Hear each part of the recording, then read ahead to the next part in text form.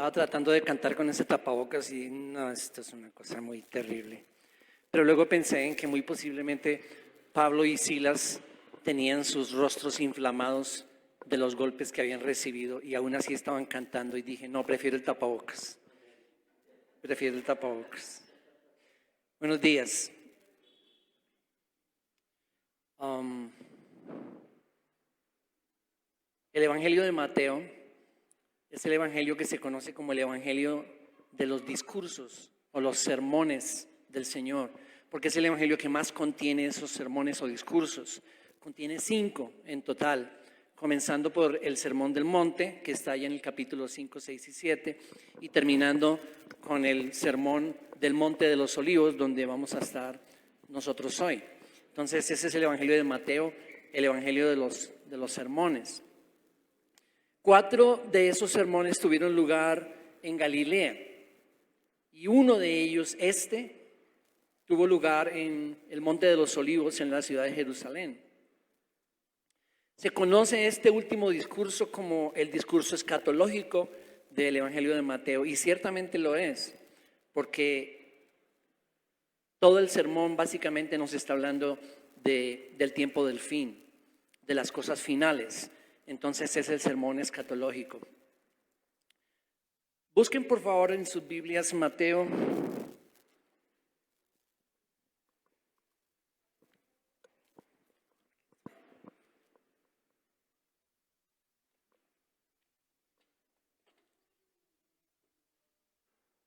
¿Hasta qué horas tengo? ¿Cuál es el tiempo de pandemia? ¿Hasta las 10? O sea que hoy vamos a ver solamente la introducción. Mateo capítulo 25.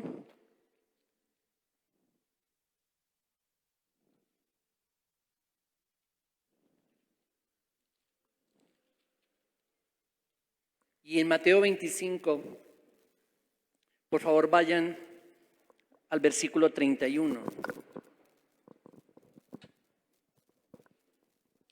El título que yo he dado a este mensaje hoy es El juicio de las ovejas y las cabras. Entonces, si están anotando, el juicio de las ovejas y las cabras.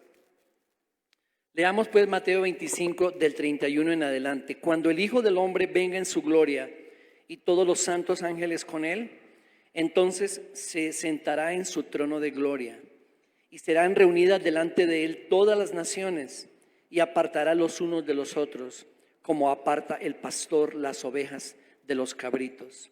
Y pondrá las ovejas a su derecha y los cabritos a su izquierda. Entonces el rey dirá a los de su derecha: venid, benditos de mi Padre, heredad el reino preparado para vosotros desde la fundación del mundo. Porque tuve hambre y me disteis de comer, tuve sed y me disteis de beber, fui forastero y me recogisteis, estuve desnudo y me cubristeis, enfermo y me vestisteis, en la cárcel y vinisteis a mí. Entonces los justos le responderán diciendo: Señor, ¿cuándo te vimos hambriento y te sustentamos, o sediento y te dimos de beber? ¿Y cuándo te vimos forastero y te recogimos, o desnudo y te cubrimos? ¿O cuándo te vimos enfermo o en la cárcel y vinimos a ti? Respondiendo el rey les dirá: de cierto os digo que en cuanto lo hicisteis a uno de estos mis hermanos más pequeños, a mí lo hicisteis. Entonces dirá también a los de la izquierda: apartaos de mí, malditos, al fuego eterno preparado para el diablo y sus ángeles. Porque tuve hambre y no me disteis de comer, tuve sed y no me disteis de beber, fui forastero y no me recogisteis, estuve desnudo y no me cubristeis, enfermo y en la cárcel y no me visitasteis. Entonces también ellos le responderán diciendo: Señor, ¿cuándo te vimos hambriento, sediento, forastero, desnudo, enfermo o en la cárcel y no te servimos? Entonces él le responderá diciendo: de cierto os digo que en cuanto no lo hicisteis a uno de estos más pequeños, tampoco a mí lo hicisteis. E irán estos al castigo eterno y los justos a la vida eterna.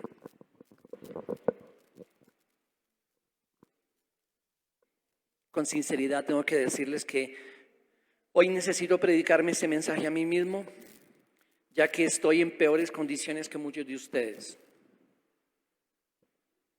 Estudiando y meditando en estas cosas desde hace varias semanas atrás, no es que haya dudado de mi salvación, porque creo firmemente que la salvación es absolutamente segura en Cristo y no se pierde. Entonces no he dudado de mi salvación, pero sí el meditar en este pasaje y en estudiar todo este discurso me ha hecho olerme a mí mismo una y otra vez.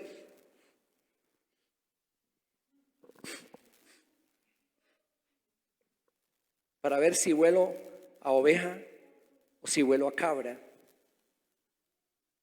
Mi propósito hoy es que todos salgamos después de este tiempo oliéndonos, no unos a otros, sino a nosotros mismos.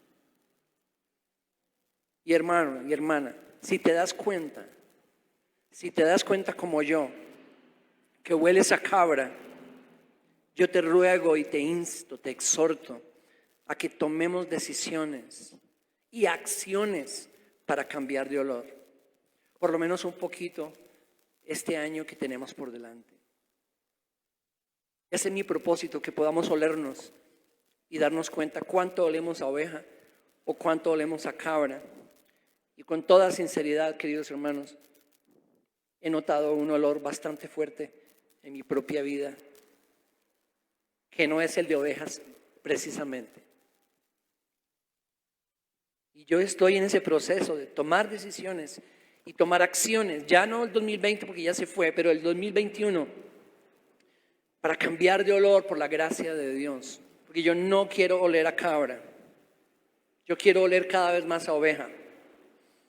Para poder entender nuestro texto hoy que acabamos de leer, necesitamos entender el contexto, porque esto que acabamos de leer es parte de este sermón, y ese sermón, que es el último del libro de Mateo, básicamente está en dos capítulos, capítulo 24 y capítulo 25. Y comenzando a estudiar el contexto, todo este discurso inicia con una pregunta de los discípulos al Señor, y eso está en el capítulo 24, así que por favor vayan al 24, versículo 1 en adelante. Dice Mateo 24:1, cuando Jesús salió del templo y se iba, se acercaron sus discípulos para mostrarle los edificios del templo.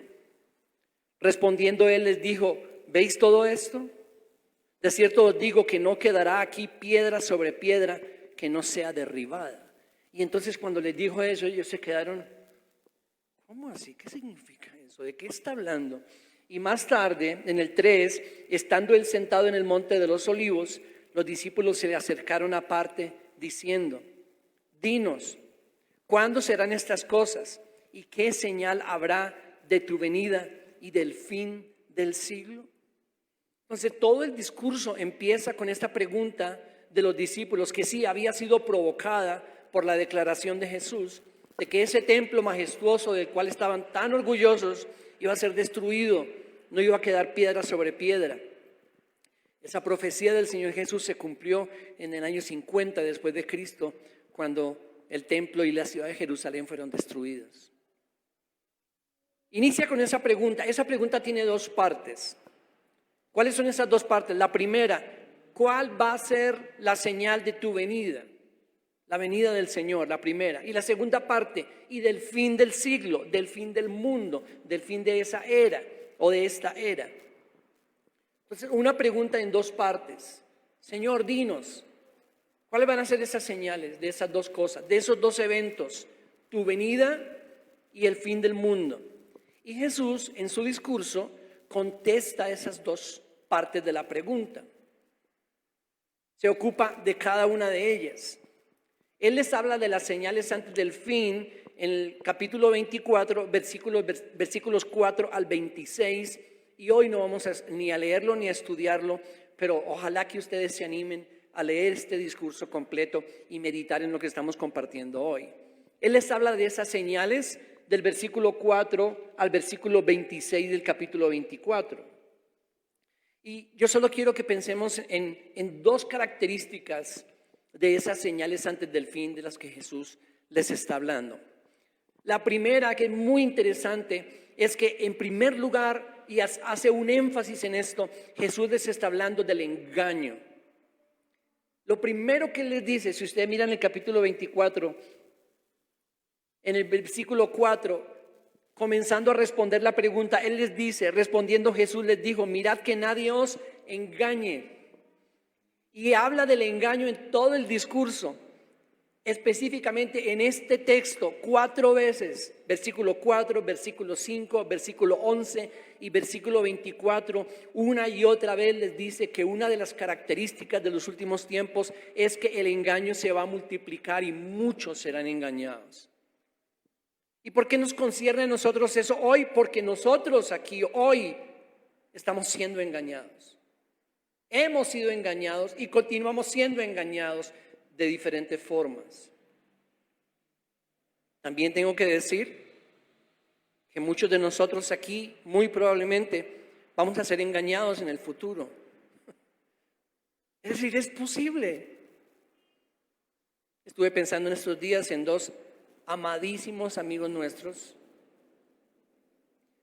con quienes compartimos muchísimas cosas del Señor, con quienes crecimos juntos en cierta forma y estudiamos juntos, y hoy en día, desde nuestra perspectiva, están muy apartados de la verdad, sirviendo a otras cosas que no tienen nada que ver con el Señor de las Escrituras.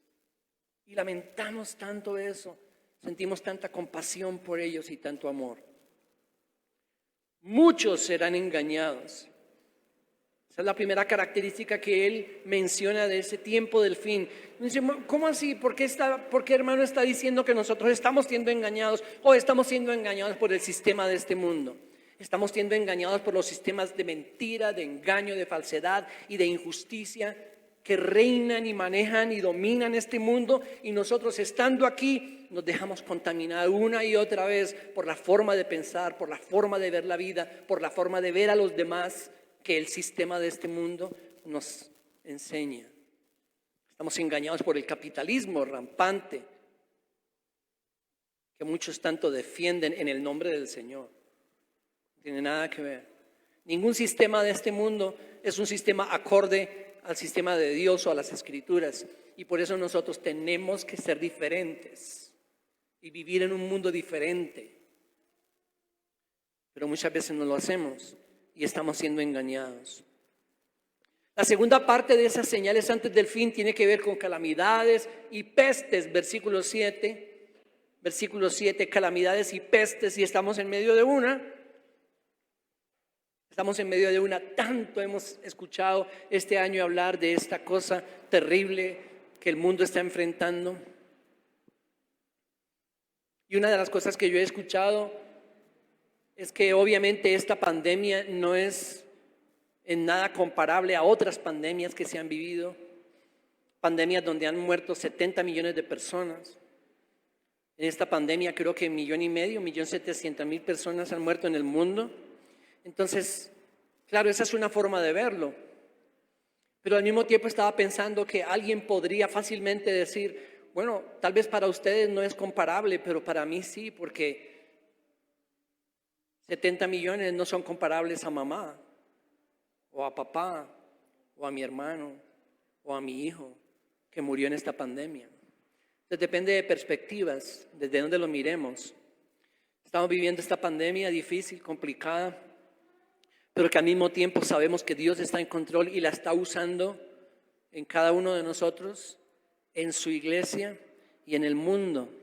Estamos viviendo esa calamidad y esa peste. Desde un principio de la pandemia yo siempre dije y continúo diciendo que esta es una gran oportunidad que Dios nos está dando al mundo y a nosotros que lo conocemos. ¿Oportunidad de qué? De reflexionar.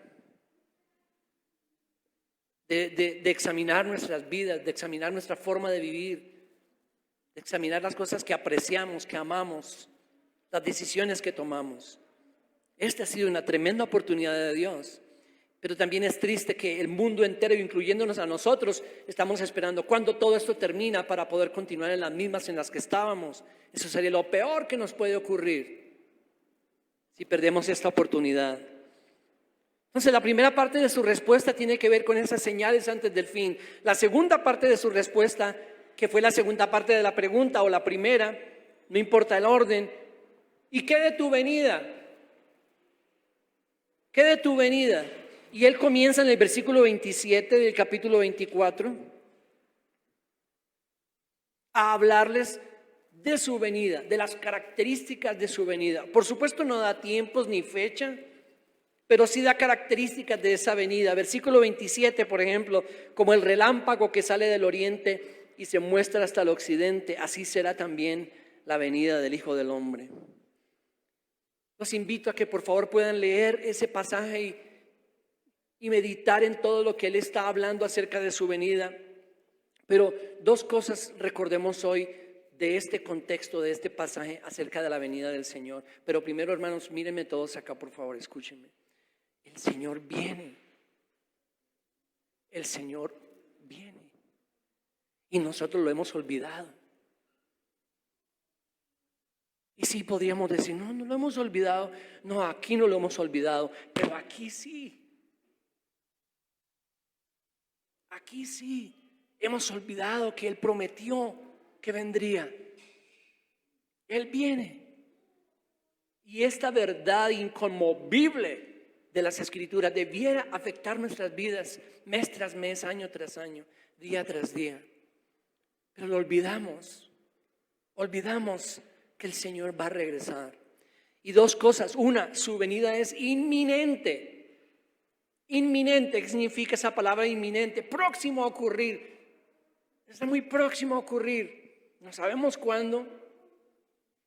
Y sí, yo estoy cansado de escuchar gente cuando hablamos de esto decir, bueno, pero ustedes andaban esperando lo mismo en el tiempo de Pablo y los apóstoles. ¿Cuánto tiempo ha pasado? Y nada que ocurre. Mi respuesta es siempre la misma, pero está más cerca que cuando Pablo lo esperó o cuando los apóstoles lo esperaron. Además, el tiempo de Dios no es nuestro tiempo. Tenemos que vivir bajo esa inminencia de esta venida. Otra cosa tremenda, pero al mismo tiempo linda de esta pandemia, es que para mí ha hecho mucho más real nuestra fe. Nuestra fe. Y el mundo que rechaza la palabra de Dios y la verdad de Dios y las Escrituras, se mofaba hace algunos años diciendo, ustedes viven en un mundo de fantasía. ¿Cuándo va a ocurrir todo lo que ustedes dicen? Oh, el mundo vino a un stop completo. Fue detenido en mucho por esta pandemia. Y al mismo tiempo es una gran oportunidad que mucha gente está teniendo de reflexionar y de darse cuenta que la fe que nosotros tenemos, que está basada en las Escrituras, es real. Es real. Que no creemos en fantasías. Es real y está ocurriendo y va a ocurrir. Su venida es inminente. Y luego el versículo 38 al 39, otra característica de su venida es que va a ser una venida inesperada. Inesperada. Por favor, cuando ustedes lean el texto, van a darse cuenta que esta es una venida que no estaba siendo esperada. La Escritura nos dice que ojalá a nosotros no nos encuentre también así. Pero va a ser inesperada. El mundo no va a estar esperando cuando el momento llegue y el Señor regrese. Entonces estamos en el contexto, el Señor está contestando a estas dos partes de la pregunta. Y luego en el sermón vienen tres parábolas. Tres parábolas. La primera, la parábola de los dos siervos o del siervo infiel. La segunda, la parábola de las 10 vírgenes, que es una de las más famosas. Y la parábola de los talentos. Tres parábolas. También es muy interesante que el pasaje más conocido a través de la historia moderna de este capítulo y de este sermón es la parábola de las 10 vírgenes, pero no la que nosotros estamos viendo, que no es una parábola. El juicio de las naciones, dicen en muchos títulos, yo lo he llamado el juicio de las ovejas y de las cabras. Esas tres parábolas fueron dadas por el Señor como advertencia para nosotros de cómo estar vigilantes y pendientes de su venida y preparándonos para la venida del Señor. Tres parábolas con la misma intención, desde diferentes perspectivas, pero la misma intención. Tienen que ser vigilantes, tienen que prepararse, no pueden dormirse, tienen que estar pendientes de las señales, de las características de su venida, haciendo lo que Dios les ha pedido que hagan. Los siervos, los 2 siervos, las 10 vírgenes y la parábola de los talentos, las 3 enfocadas en lo mismo. Prepárense para la venida del Señor. ¿Estamos preparándonos para esa venida? Bueno, vamos a ver si nos estamos preparando correctamente con el pasaje que viene. Después de las 3 parábolas, en el discurso de Mateo 24 y 25, llegó el día que estamos esperando. Yo no sé si lo voy a ver, pero estoy seguro que va a llegar. Llegó el día en la parábola donde el Señor regresa. Y en el versículo 31 de Mateo 25,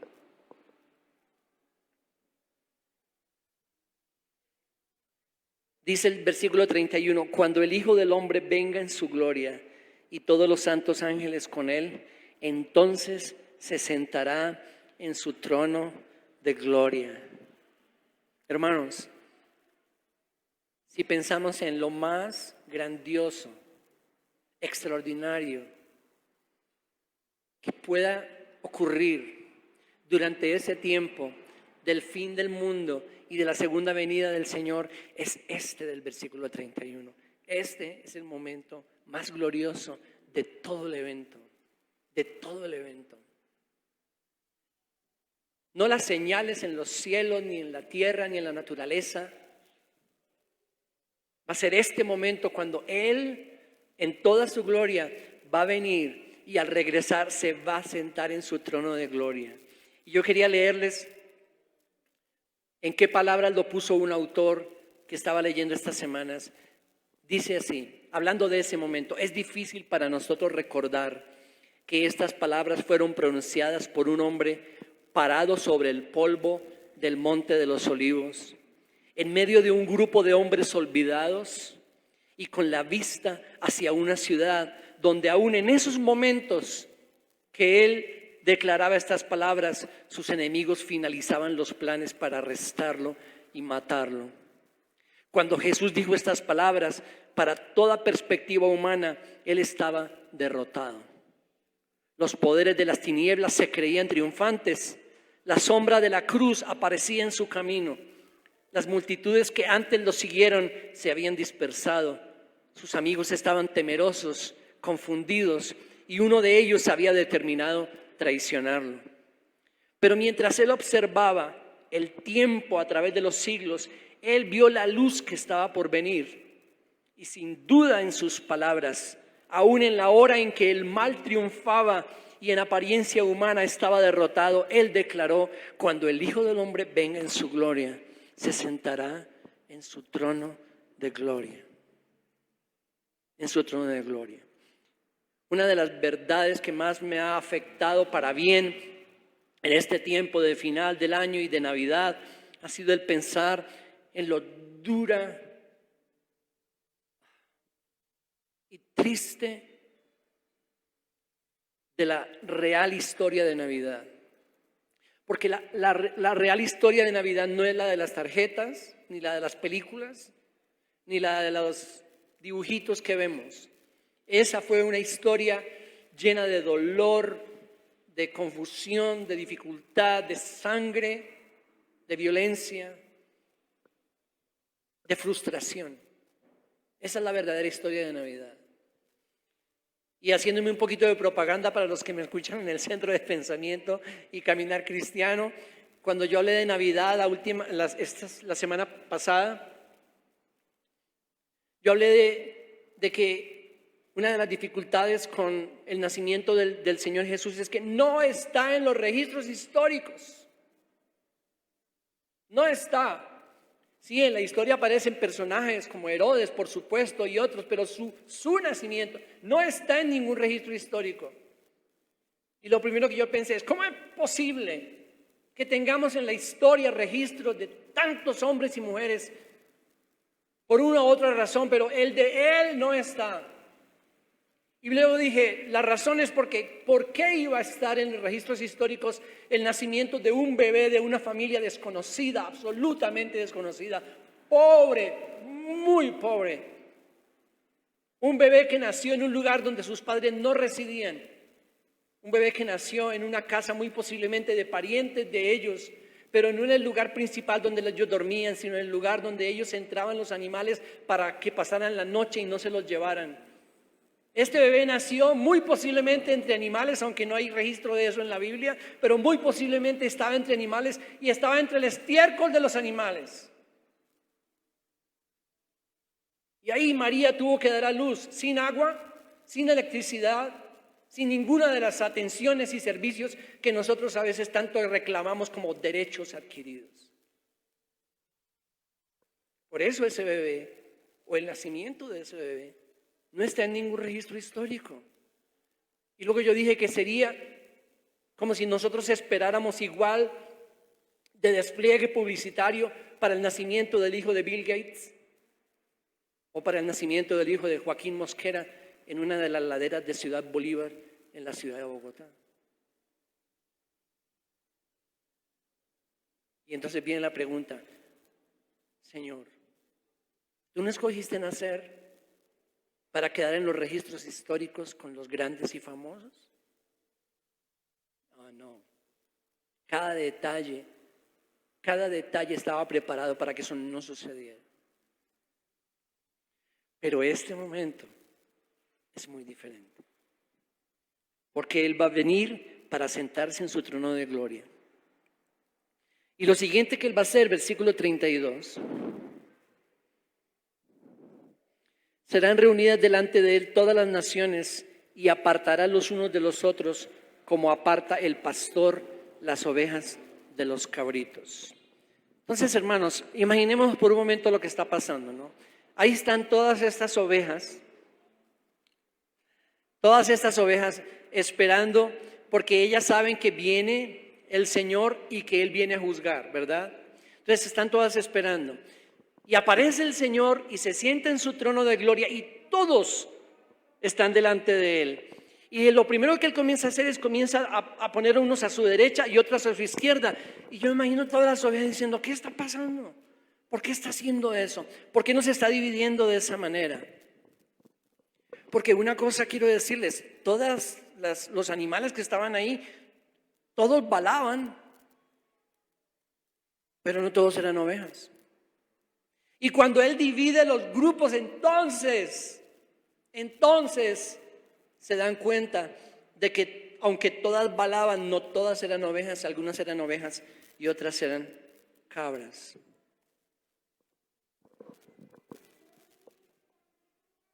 Y Él está ahí dividiéndolos en dos, y nosotros acabamos de leer el contexto de cómo los dividió en dos, y los que estaban a su derecha, que eran las ovejas, Él les dijo, vengan a heredar el reino preparado para ustedes, benditos de mi Padre.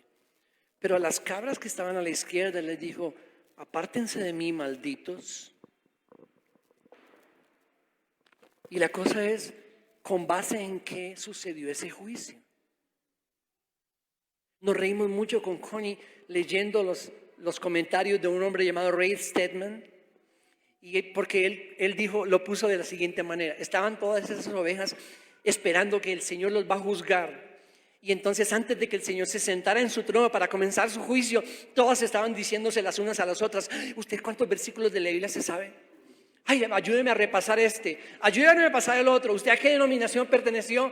No, esta no era tan famosa como la mía. Voy bien, estoy ganando puntos. Mi iglesia era más grande que la tuya. ¿Cuántos miembros tenía la tuya? ¿Tú qué eras? ¿Reformado o pentecostal? Y todos estaban esperando más o menos ese tipo de fundamento para ser juzgados. Pero oh sorpresa, porque todas esas ovejas y todas esas cabras del capítulo 25, todas fueron sorprendidas. Oh sorpresa, cuando llegó el rey para juzgarlos. ¿Y en base a qué los juzgó? No los juzgó en base ni a su fe, ni a cuántos versículos sabían, ni a qué denominación pertenecían, ni cuán grande fue la congregación donde asistieron. Los juzgó en base a los que habían tomado la decisión en sus vidas de ayudar al necesitado. A los de su derecha les digo, ustedes le dieron comida al hambriento. Ustedes le dieron de beber al sediento. Ustedes vistieron al que estaba desnudo. Ustedes visitaron al que estaba enfermo y al que estaba preso. Ustedes le dieron hospedaje al que no tenía dónde quedarse. En base a eso, les estoy diciendo que ustedes son mis ovejas para las cuales el reino está preparado. Pero a las de la izquierda les dijo, ustedes cuando vieron el hambriento no le dieron de comer, ni al sediento de beber, ni refugio al que necesitaba, ni visitaron al enfermo, ni visitaron a los presos. Dice, un momentico, tenemos que balancear. En el minuto y medio que nos queda, tenemos que balancear teológicamente la interpretación de este texto, porque la salvación del Nuevo Testamento no es por obras, ni siquiera obras de misericordia como estas. La salvación del Nuevo Testamento es por gracia y se recibe por fe. Amén. Acuérdense que siempre tenemos que interpretar los textos a la luz de su contexto en todo el Nuevo Testamento y en toda la Biblia. Entonces no podemos equivocarnos pensando que las ovejas de la derecha fueron salvas y heredaron el reino por las obras que hicieron. No es por obras. Entonces, ¿por qué está enfatizado aquí? Porque claramente, y tal vez por eso es uno de los pasajes menos conocidos del sermón escatológico del Señor Jesús en Mateo 24 y 25, la base y el fundamento de este juicio fue la decisión que tomaron de ayudar al que estaba necesitado. Entonces, balanceándolo teológicamente, por supuesto que esa no fue la causa de su salvación, pero escúchenme, hermanos, las ovejas por naturaleza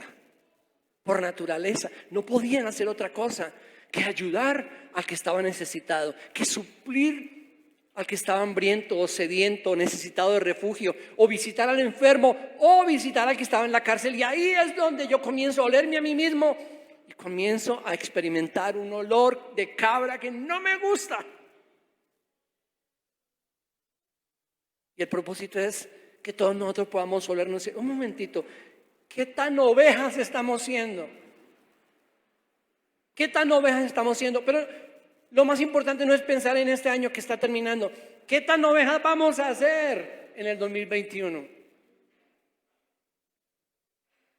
Porque quiero terminar con esto.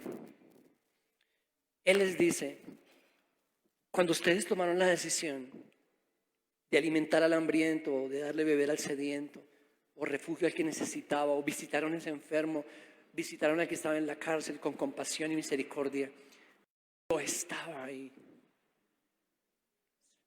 Nunca lo esperaban.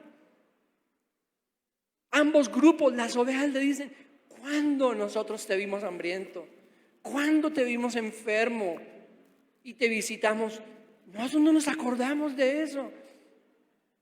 Los de la izquierda también le dicen, nosotros nunca te vimos hambriento ni sediento. Si te hubiéramos visto, inmediatamente te hubiéramos ayudado. Pero a los que vimos fueron a gente que no conocíamos. Los que vimos hambrientos eran gente que no nos importaba mucho porque no los conocíamos, no sabíamos quiénes eran. O aunque sabíamos quiénes eran, tomamos la decisión de no ayudarlos porque nos inventamos mil excusas para no hacerlo. Ninguno de los dos grupos se dio cuenta de que cuando estaban tomando las decisiones correctas o incorrectas, Él estaba ahí. Y yo como cristiano realmente sería muy difícil para mí imaginarme que cuando estoy ayudando a alguien que está abajo de un puente, que es un habitante de la calle o lo que sea, ahí está el Señor Jesús. Eso fue lo que les dijo ese día.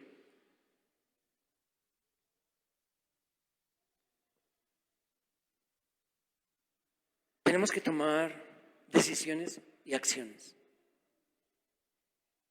Yo no sé ustedes, queridos hermanos, yo como propósito con Connie queremos este próximo año dejar de oler un poquito más a cabra y queremos oler más a oveja. Y aunque no somos salvos por obras, queremos que por naturaleza en la oveja verdadera surja una necesidad y una decisión de ayudar a los que necesitan en la forma en que Dios nos permita. Porque esa es la marca de las ovejas en Mateo capítulo 25. Amén. Pongámonos en pie y oremos. Creo que me pasé 2 minutos. No es culpa mía, culpa de la pandemia. Señor, ayúdanos, Señor. Ayúdanos a verte en la necesidad de otros. Ayúdanos a seguir tu ejemplo, que tú te hiciste pobre para enriquecernos. Ayúdanos a tomar decisiones y acciones este próximo año que sean concretas, reales, de ayudar a los que están en necesidad de la forma que tú nos permites, de enriquecer a otros aunque eso nos empobrezca a nosotros. Ayúdanos a oler a oveja. Ayúdanos a hacer esas ovejas que por naturaleza, no por fuerza, no por hipocresía, no por religiosidad, por naturaleza necesitan ayudar al que está necesitado, porque esa es tu naturaleza, Señor. Y te pedimos esto en el nombre de Cristo Jesús. Amén. Amén. Bendiciones, hermanos.